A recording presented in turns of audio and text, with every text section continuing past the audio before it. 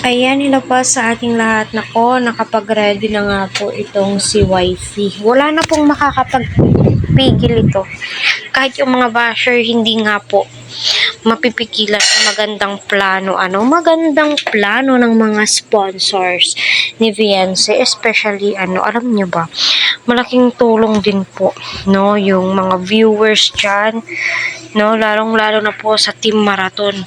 Malaking tulong po iyon sa EDSI. So, kita naman po natin kung gaano binibless itong si Viance sa lahat ng bagay po talaga. Kaya nakakatuwang isipin, no, at tangkilikin po natin sila, no, patuloy po natin silang suportahan at syempre si Kalingap Edu.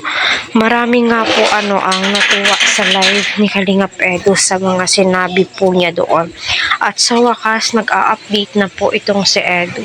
So, malaking tulong po yung mga updates ni Kalingap Edu sa atin. No, larong-laro na po yung mga team bulong dyan, mga team abangers dyan. No, kasi dyan po tayo kumukuha ng legit na info as of now kasi nga po sila Kalingap Rab and then andoon pa po sila sa abroad, diba? Kaya patuloy po nating suportahan sila Kalingap Rab, Kuya Val at ang buong team. Please lang wag po natin skip. Sa dami pa naman po nilang pumunta sa DFA para may process po yung birth certificate.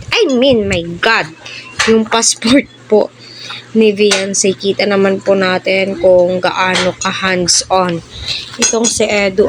So mapapasana all ka na lamang po talaga sa kabaitang meron itong si Edu, pati nga po pagbuhat sa kapatid niya. Syempre, hindi niya kapatid. Anong tawag nun? Bayaw pong tawag to.